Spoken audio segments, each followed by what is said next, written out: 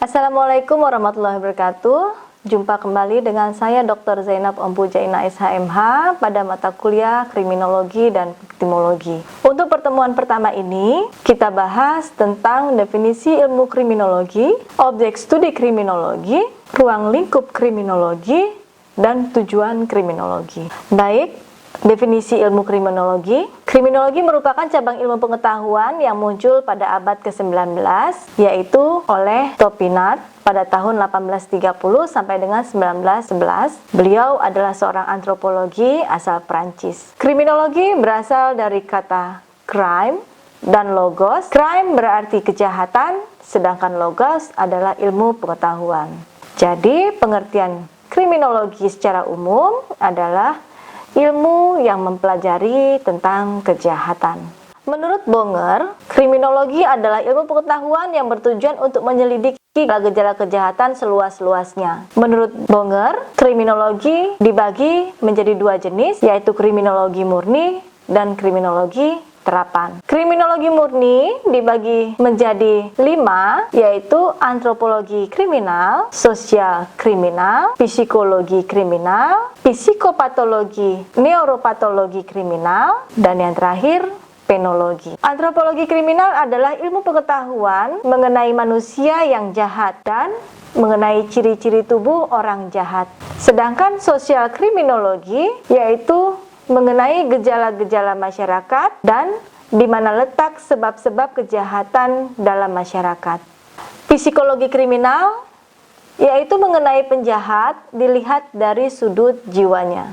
Sedangkan psikopatologi dan neuropatologi kriminal yaitu mengenai penjahat yang sakit jiwa atau urat saraf. Sedangkan penologi yaitu mengenai tubuh dan perkembangan hukuman. Kemudian kriminologi terapan ini ada 3. Yang pertama higien kriminal, politik kriminal, dan kriminalistik. Higien kriminal yaitu usaha yang bertujuan untuk mencegah terjadinya kejahatan, kemudian penerapan undang-undang oleh pemerintah. Sedangkan politik kriminal yaitu usaha penanggulangan kejahatan di mana suatu kejahatan terjadi, baik ekonomi sampai dengan lapangan pekerjaan. Kemudian kriminalistik yaitu ilmu pengetahuan mengenai pelaksanaan di mana penyidikan teknik kejahatan dan pengusutan kejahatan. Sedangkan menurut Sutherland, kriminologi adalah keseluruhan ilmu pengetahuan yang bertalian dengan perbuatan jahat sebagai gejala sosial. Menurut Sutherland, pembagian kriminologi menjadi 3 cabang, yaitu aliran hukum, aliran sosiologis, dan aliran baru. Aliran hukum diikuti oleh Paul Tapan,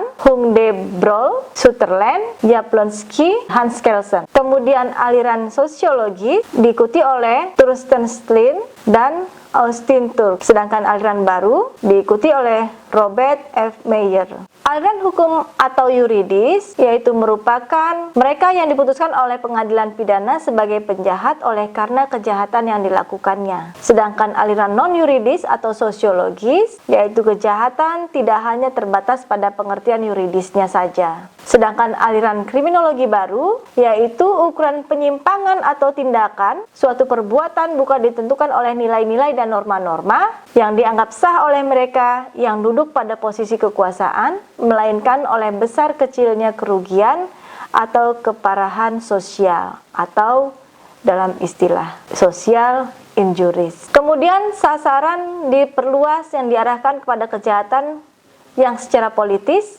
ekonomis, dan sosial amat merugikan bukan hanya korban individu tetapi juga golongan masyarakat. Kemudian mengungkap tabir hukum pidana baik sumber maupun penggunaannya guna menelanjangi kepentingan bersama. Kita lanjut untuk materi ruang lingkup. Yang pertama, kita mempelajari manusia sebagai pelaku kejahatan, kemudian kejahatan sebagai reaksi dari masyarakat, dan yang ketiga adalah penanggulangan kejahatan termasuk penegakan hukum. Menurut Topo Santoso, kriminologi mempelajari kejahatan sebagai fenomena sosial. Nah, dalam hal ini, sebagai pelaku kejahatan tidak terlepas dari interaksi sosial, artinya kejahatan menarik perhatian karena pengaruh perbuatan tersebut yang dirasakan oleh hubungan antara manusia.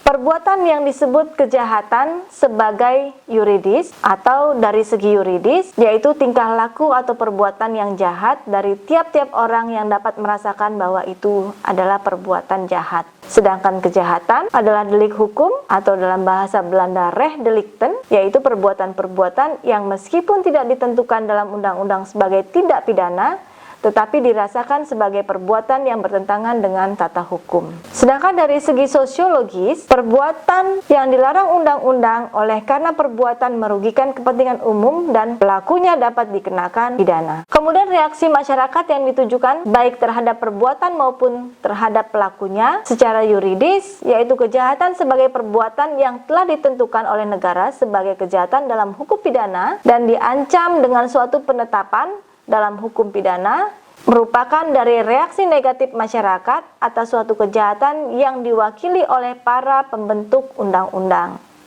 Nah, dalam hal ini, menurut pendapat Kartini Kartono, bahwa penjara itu diadakan untuk memberikan jaminan keamanan pada rakyat banyak agar terhindar dari gangguan kejahatan.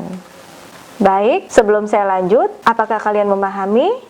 Oke, kalau sudah memahami, saya lanjut tentang materi tujuan kriminologi.